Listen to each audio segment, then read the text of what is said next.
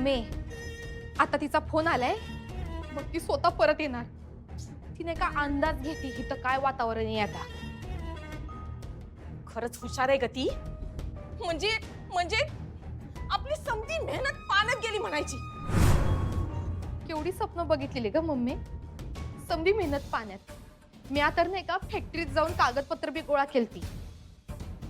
आता ती येणार आणि परत आपल्या डोक्यावर बसणार आणि आपल्याला तिच्या तालावर नाचवणार.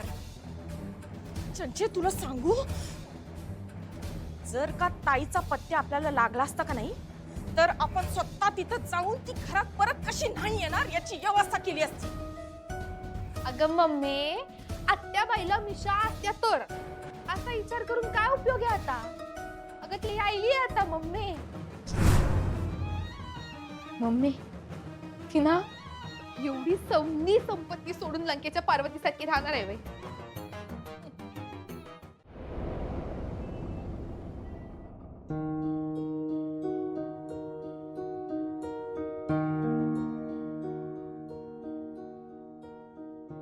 जावई बापू, अहो घ्या या घ्या. चहा घेऊन तोंड गोड करताय साहेब की मिठाई ना? आई सकाळी सकाळी मिठाई वगैरे? हाय का आता? अहो भुवीचं पत्र आलं, फोन आला, म्हणताना तोंड गोड करा म्हणले. माझ्या पोरीची खुशाली कळली. जीवाचा घोर गेला बघा माझा. लय काळजी वाटत होती. माझी पोर कुठं राहत असल, कशी राहत असल, काय करत असल. पण आता जीव भांड्यात पडला बघा. तुमचा जीव भांड्यात पडला आणि आता बऱ्याच जणांच्या जीवाला घोर लागणार आहे. हे बघा, हे असं बोलू नका बरं. तुम्हीच म्हणत होता ना हो, भुवी घरला आली पाहिजे म्हणून. मग आता कशा पायी राग करतायसा?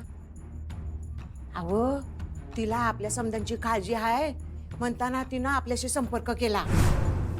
आता घराचं वातावरण बदलन, आधिपतीच्या डोक्यावरचं वजं उतरल बघा. त्याच्या डोक्यावरचं ओझं उतरणार आहे आणि माझ्या डोक्यावरचं वाढणार आहे. हे बघा, तुम्ही असाच जर का राग करत बसलात ना, तर आधिपती अजूनच चिडेल तुमच्यावर. जरा शांत राहा की.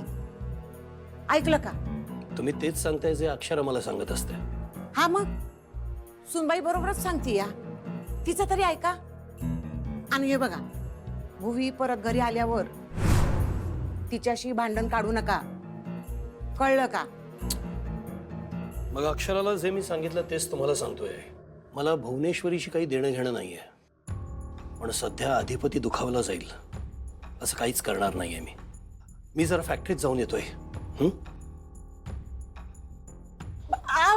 चहा तरी घेऊन जावं ना.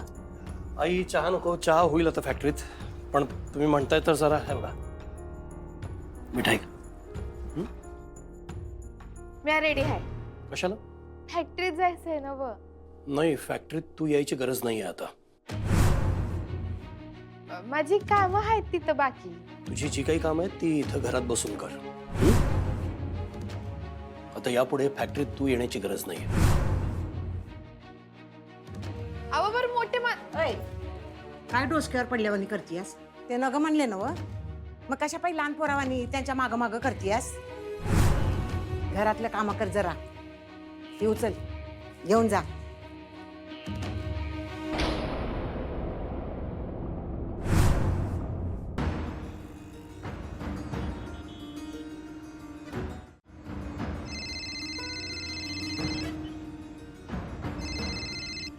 हा हॅलो मास्तर जी, बोला. अधिपती मला आत्ताच्या आत्ता भेटायला आहे. हा काय काय झालं?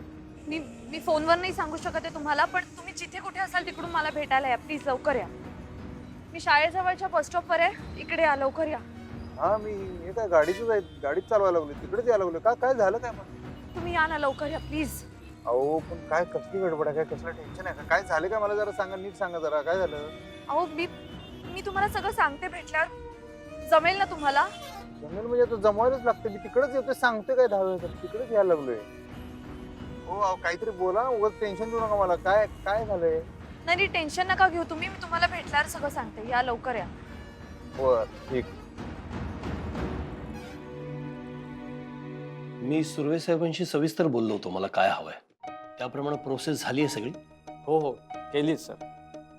थोडंफार डॉक्युमेंटेशन बाकी आहे, ते जोडतो आणि पूर्ण करून टाकतो सर. लवकरात लवकर करा. बाकीचं सगळं बाजूला ठेवा आणि हे प्रायोरिटीने कम्प्लीट करा. हो हो चालेल सर. आणखी एक, हे जे आपण करतोय हे या रूमच्या बाहेर जायला नको आहे. काळजी घ्या. आणि जर बाहेर गेलं तर मला कळेल कसं गेलंय. अहो मोठे मालक, तुम्ही सांगितलंय म्हटल्यावर कुणाची टाप आहे का बोलायची? बरं, तुम्ही जे डॉक्युमेंट सांगितले होते ना, ती फाईल रेडी केली आम्ही. जरा डॉक्युमेंट चेक करून घ्या ना.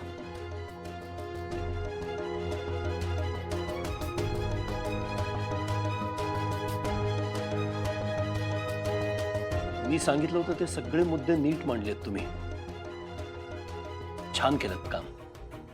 आणि महत्वाचं म्हणजे खूप लवकर केलं. हे महत्वाचं होतं. हे सगळं लवकर स्पीडने व्हायला हवं होतं, नाहीतर त्याचा काही उपयोग झाला नसता. गुड. आपल्याला आणखी काही कामं करायची आहेत. मी सांगतो तुम्हाला, पण सध्या हे लवकर कंप्लीट करा. ठीक आहे मोठे मालक, येतो आम्ही. या.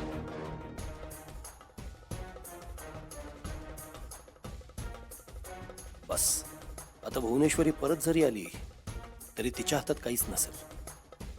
माझ्या सगळ्या प्रॉपर्टीवर अधिपती आणि अक्षराचाच अधिकार आहे आणि त्यांचाच राहील. भुवनेश्वरीला तो अधिकार परत कधीच मिळणार नाही.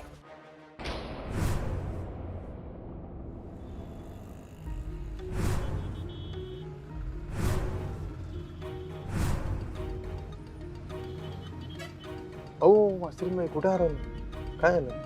मग जर मी विचारलं तुम्हाला भेटल्यापासून काय झालं तुम्ही काय सांगणं झालंय. एवढं गडबडीनं मला बोलून घेतलं, मी 0 मिनिटात आलो तर काय सांगा. तर काय झालं? काय त्या बस स्टॉपवर काय करत होतो तुम्ही?